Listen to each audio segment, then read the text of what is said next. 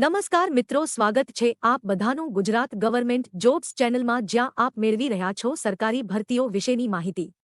તો ચાલો આજે આ વિડીયોમાં આપણે વાત કરીશું ગુજરાત શિક્ષણ વિભાગ ભરતી દ્વારા તાજેતરમાં જાહેર થયેલ ભરતી વિશે। પણ વિડીયોમાં આગળ વધતા પહેલા આપ સહુ વ્યુઅર્સને વિનંતી છે કે અહીં જે લોકો વિડીયો જુએ છે એમાંથી 80% લોકો ચેનલને સબસ્ક્રાઇબ નથી કરતા, તો આપ સહુને વિનંતી છે કે વિડીયોને અંત સુધી જુઓ, વિડીયોને લાઇક અને શેર કરો અને વિડીયો અંગે કોઈ સવાલ હોય તો કોમેન્ટ કરો તથા ચેનલને સબસ્ક્રાઇબ કરવાનું ભૂલશો નહીં।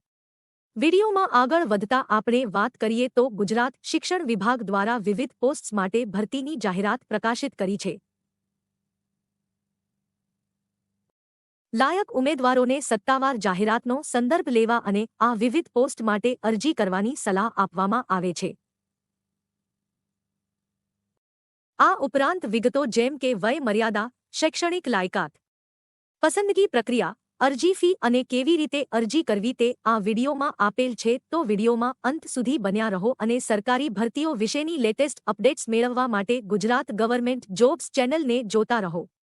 ગુજરાત શિક્ષણ વિભાગ ભરતી 2024 પોસ્ટનું નામ અને ખાલી જગ્યાઓ। મિત્રો, ગુજરાત શિક્ષણ વિભાગની આ ભરતીમાં લીગલ એડવોકેટની પોસ્ટ માટે કુલ 3 ખાલી જગ્યાઓ પર ભરતી કરવામાં આવી રહી છે।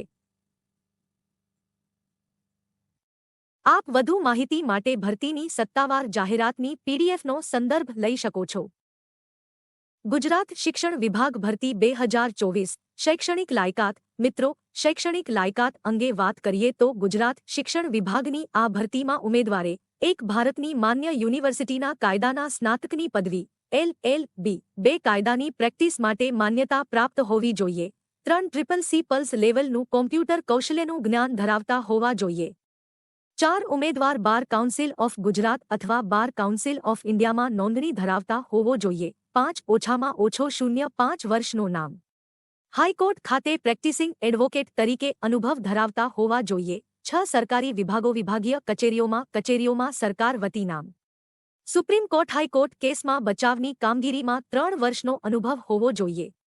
7 અંગ્રેજી, ગુજરાતી અને હિન્દી ભાષાની જાણકારી જરૂરી છે। ગુજરાત શિક્ષણ વિભાગ ભરતી 2024 મહત્વની માહિતી। ગુજરાત શિક્ષણ વિભાગની આ ભરતી અંતર્ગત પ્રાથમિક શિક્ષણ નિયામકની કચેરી ભોયતળીએ વિદ્યાસમીક્ષા કેન્દ્ર પુનિત વનની સામે સેક્ટર 19 ગાંધીનગર ખાતે લીગલ એડવોકેટની પોસ્ટ પર 11 માસના કરાર આધારિત નિમણૂક કરવાની છે।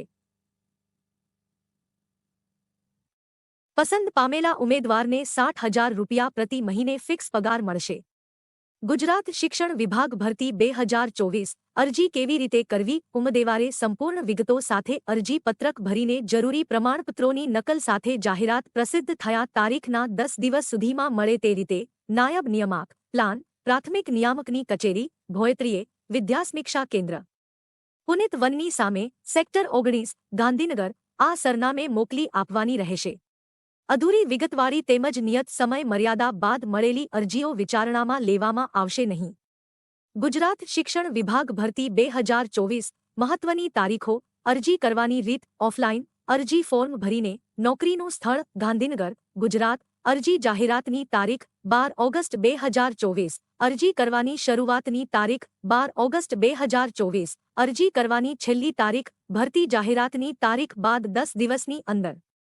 ગુજરાત શિક્ષણ વિભાગ ભરતી 2024 મહત્વની લિંક્સ જેમ કે ભરતી જાહેરાતની પીડીએફની લિંક, અરજી પત્રક ડાઉનલોડ કરવાની લિંક તેમજ સત્તાવાર વેબસાઇટની લિંક અહીં દર્શાવ્યા મુજબ છે। આ ઉપરાંત તમે આ લિંક્સને ડિસ્ક્રિપ્શન બોક્સમાં જઈને પણ ચેક કરી શકો છો।